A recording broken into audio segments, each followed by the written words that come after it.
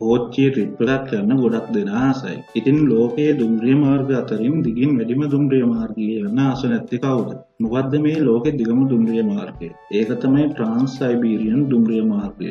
බටහිර රුසියාවේ මොස්කව් සිට සයිබීරියාව හරහා නැගෙනහිර පිහිටි ව්ලාඩිවොස්ටොක් අතර දිවෙන කිලෝමීටර් 9289ක් දිග මේ ට්‍රාන්ස් සයිබීරියන් දුම්රිය මාර්ගයේ පළමු දුම්රිය ස්ථානය වෙන්නේ කලිනින්ග්‍රෑඩ්. එතනින් පටන්ගෙන සෙන්ට් පීටර්ස්බර්ග්, මොස්කව්, කසාන්, කිරෝව්, පර්ම්, කැතරින්බර්ග්, ඔම්ස්ක්, නොවොසිබිර්ස්ක්, ටොම්ස්ක්, ක්‍රැස්නොයාර්, සෙවරොබයිකලාස්, ඉර්කුට්ස්ක්, උලාන්උඩි, ඛබරොස්ක් හරහා ව්ලාඩිවොස්ටොක් දක්වා මෙම දුම්රිය මාර්ගය විහිදෙනවා. මීට අමතරව මෙම දුම්රිය මාර්ගයෙන් පෝලන්තය, බෙලරුස්, ෆින්ලන්තය, මොංගෝලියාව සහ චීනය වෙත අතුරු මාර්ග විහිදෙනවා. ඔබට මේ ගමන ආරම්භ කරන්නට මොස්කව් දුම්රිය ස්ථානයට, බීජිං දුම්රිය ස්ථානයට හෝ ව්ලාඩිවොස්ටොක් වලට යන්න වෙනවා. යුරෝපයේ ඕනෑම තැනක සිට දුම්රිය මගින් මොස්කව් වෙත ළඟා වෙන්නත් පුළුවන්. රුසියාවේ මොස්කව් සිට ව්ලාඩිවොස්ටොක් දක්වා ප්‍රධාන දුම්රිය මගේ ගමන් ගැනීමට පළමු පන්තියේ ප්‍රවේශ පත්‍රයක්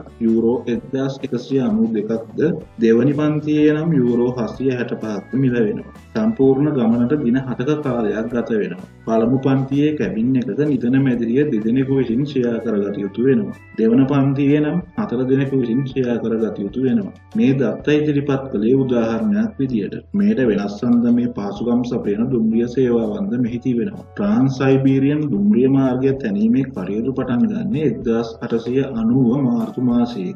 මොස්කව් සහ ව්ලාඩිවොස්ටොක් යා කිරීමට එම ව්‍යාපෘතියට හැකිවන්නේ 1916 දී. එතැන් සිට මේ දක්වා විවිධ වෙනස්කම් වලට යටත් වෙමින් තවත්මත් මේ දුම්රිය මාර්ගය විස්තරණය වෙමින් පවතිනවා. අද වන විට ද්විත්ව මාර්ගයක් ලෙසින් ඇති මේ මාර්ගයේ වසරකට කන්ටේනර් ලක්ෂ 2ක් පමණ යුරෝපය වෙත ප්‍රවාහනය කරනවා. රුසියාව හා චීනය අතර ටොන් මිලියන 60ක භාණ්ඩ වසරකට ප්‍රවාහනය කරනවා. මෙහෙම බලනකොට ට්‍රාන්ස් සයිබීරියන් දුම්රිය මාර්ගය කියන්නේ සමස්ත ආසියාවත් යුරෝපයත් එකට එකතු කරන දුම්රිය ජාලයක් කිව්වොත් නිවැරදි. තවත් වීඩියෝවකින් නැවත හම්බෙමු. වැදගත් දේ දිනපතා දැනගන්න අපිව සබ්ස්ක්‍රයිබ් කරන්නටත් අමතක කරන්නට එපා.